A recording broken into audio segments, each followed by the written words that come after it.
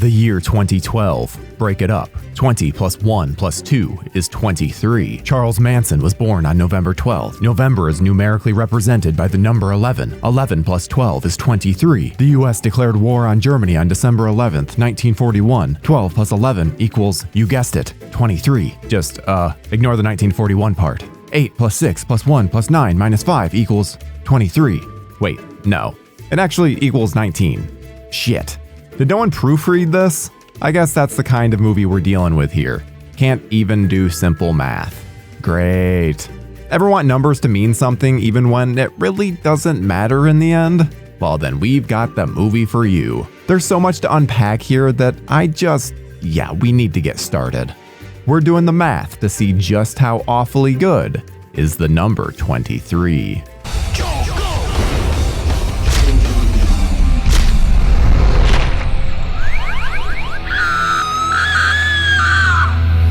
Remember back when Jim Carrey starring in a drama felt like an event? The man tickled our funny bones so hard that when he shifted into darker fare, it was quite polarizing. And I feel like it needs to be stated right off the jump that Jim Carrey is usually a very good dramatic actor. His turn in Eternal Sunshine of the Spotless Mind is one of the greatest portrayals of lost love in the 21st century, and he's the film's dramatic anchor. He's usually so damn good. I stress usually, because I'm not sure what on earth he's doing in the number 23. The narration is boring and uninteresting, and feels like Carrey is ready to yawn his way through it. Again, if you've seen Eternal Sunshine, then you know that Carrey can do great narration, yet here it's truly awful. We're quickly introduced to the most unlikable man on planet Earth, Walter Sparrow. He's an animal control man who seems to absolutely hate his life. And I'm just going to assume that this is an unofficial Ace Ventura sequel.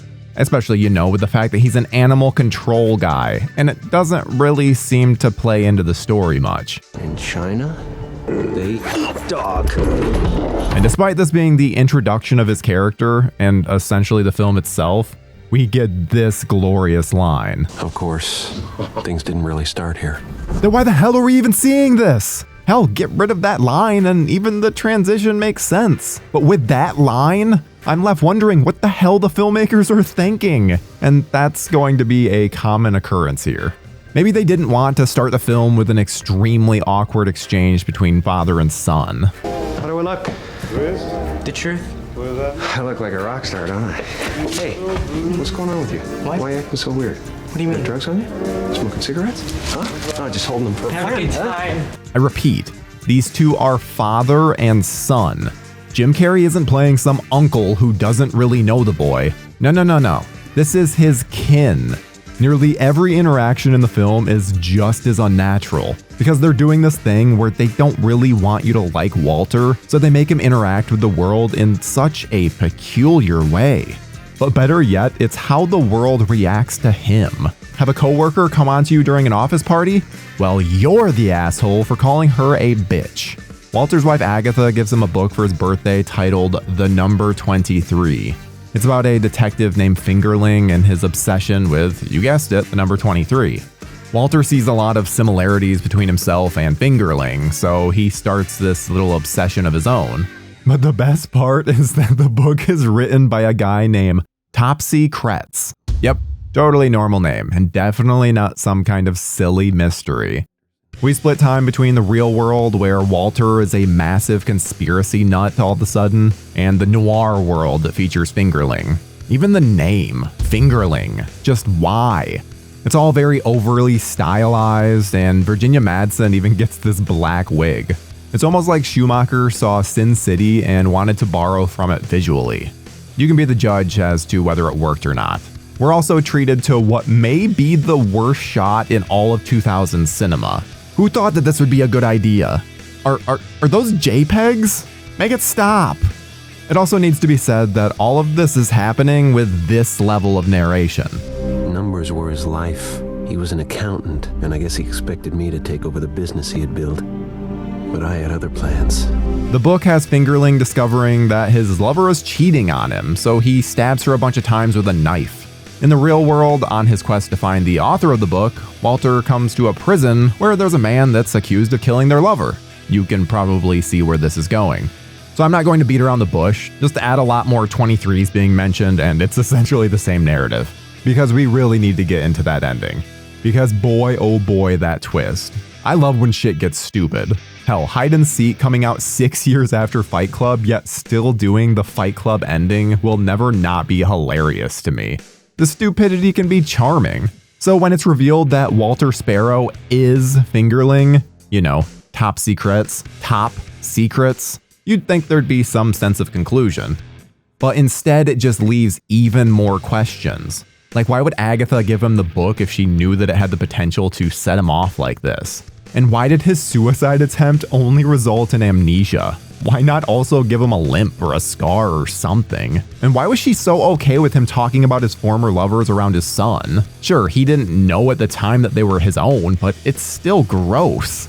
So since Walter discovers that he's the one that murdered his lover, he does what any reasonable person would do and turns himself in. That's right, the movie ends with him admitting that he murdered someone, and he's in prison for the foreseeable future. For a movie that's supposed to be about a number, that is some oddly dark shit. Hell, some dude full-on slits his own throat, which makes even less sense once the twist is revealed. I promise you, my dude, nearly any death is better than what you just did to yourself. I also feel the need to say that this movie was directed by Joel Schumacher. I know the man is often regarded as the guy that gave us Bat Nipples, but he was once a fantastic director, providing us movies like A Time to Kill, 8mm, and of course The Lost Boys. Watch the courtroom scenes in that John Grisham classic and tell me that the man can't direct. So I don't know what the hell is going on here, as it often feels like amateur hour. Fingerling's world is so filtered and silly looking that it reminds me of what a 12-year-old thinks is edgy. I shit you not, the most interesting scene in the movie is the flashback with his lover, played by Rona Mitra. Carrey suddenly has this chemistry and spark that was nowhere to be found in any other part of the movie. Even more proof that the movie should have focused on this part of the story more. But no, it's hardly even in the film, since it's technically part of the twist. Instead, we just get Virginia in a wig as Fabrizia. Oh, it could have been. The mystery of when the book was written gets more confusing when Walter is revealed to have written it in 1991. Now, that's all hunky-dory, except for the fact that he wrote about the Oklahoma City bombing, which didn't happen until 1995. So unless Walter has some Nick Cage-and knowing level of foresight, then it's one of many inconsistencies that further confuses and muddles the narrative. Now that we've gotten through the insanity known as this movie, let's kick back, have an adult beverage, and get into some awfully good drinking games. The Mathematician. Take a sip, whenever there's ludicrous math involved to get to the number 23. You may have to forego the opening to even make this one feasible, but if anything, it'll keep you tuned in to just how many times it happens, because it is a lot. Apple of my eye. Take a drink whenever Jim Carrey stares creepily at someone. Again, this happens a lot. Overexposed. Pour one out for the editor. Anytime that there's a shot that is just so overexposed that you can't tell what's going on, take a drink. I can only imagine how this poor cinematographer was feeling. Now that we're all properly sloshed and don't remember our math equations, let's get into the world of number 23 trivia. Get ready for me to say everyone's favorite number a ton. Jim Carrey's salary was exactly $23 million. The physical release consists of exactly 23 chapters. This served as the 23rd project that Joel Schumacher had directed. Jim Carrey's production company is called JC23 Entertainment. At one point during filming, Carrey unzipped his fly and urinated as part of his improvisation. Co-stars Virginia Madsen and Danny Houston had previously been married from 1989 to 1992. Clearly, it didn't end too poorly.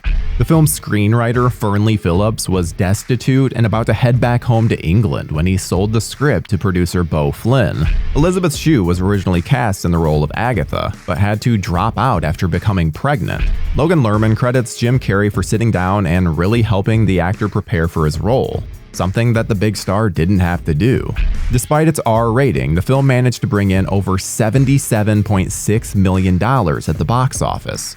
And 7 + 7 + 6, just kidding. When you really get down to it, the number 23 is more whimper than bang. It's pretty slow moving, with unintentional humor coming in when you'd least expect it. But old JC really helps elevate everything to an entertaining degree. Without him, the movie would be much more dull, as he's what makes the film so much dumb fun. So on a scale from Victor Salva to Roger Corman, we give this an awfully good rating of a 6. The stupidity present is more than enough to entertain you on even the dullest of nights. Just please, for the love of God, do not go down the rabbit hole of the number 23. It's enough to drive a man insane. Tell yourself it's just a number. It's awfully good.